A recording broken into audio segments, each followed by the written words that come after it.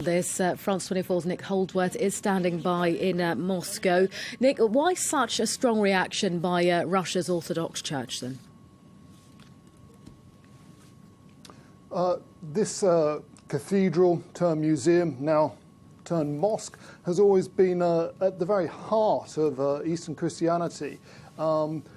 It's revered as the site of the founding, if you like, of Eastern Christianity in Constantinople, as Istanbul was called back in those days at the end of the Roman Empire. And therefore, it holds a particular special place in the hearts of the Russian Orthodox community. And the Patriarch Kirill spoke about this earlier this week in very, very strong terms, saying that converting it to a mosque would be an attack on all of Christian civilization. It would cause deep pain to the Russian people. And he reminded the nation and the world that relations between Russia and Turkey are developing dynamically, he said.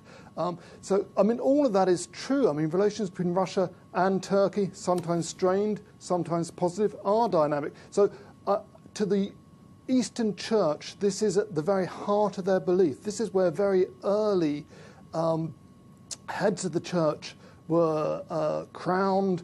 There's an enormous amount of history and tradition involved here. And this decision by Turkey comes just a week after Russians voted in a plebiscite for a new constitution, which specifically states that Russia is a Christian nation. That's never been in a Russian constitution before, and it kind of also cements the return to power of the Russian Orthodox Church after years out in the cold during the Soviet period, and under President Putin in the last 2 decades, an increasingly close, almost symbiotic relationship with the Kremlin. So for the Russian church, and indeed for the Russian state, this is a big shock, and there will almost certainly be some kind of vocal protests here in Russia, as much as there has been celebration in Istanbul by some today.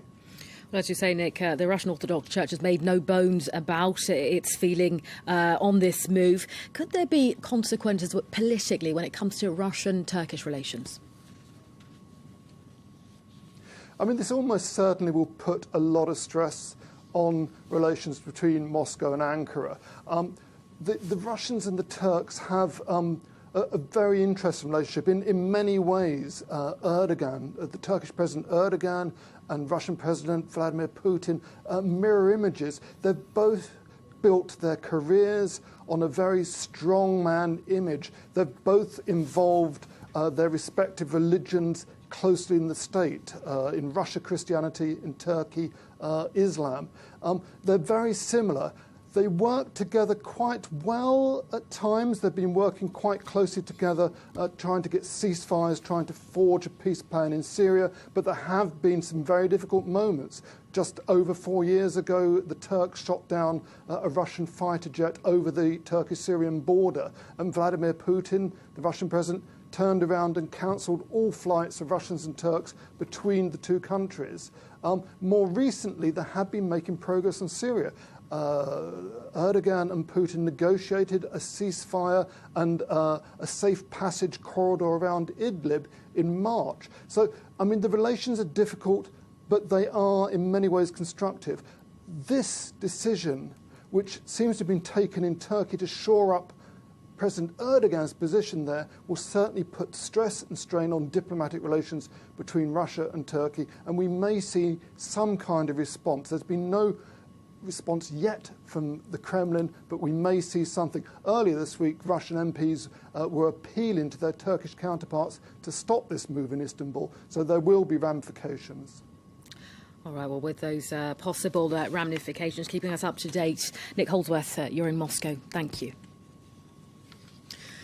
We're just getting you the very latest.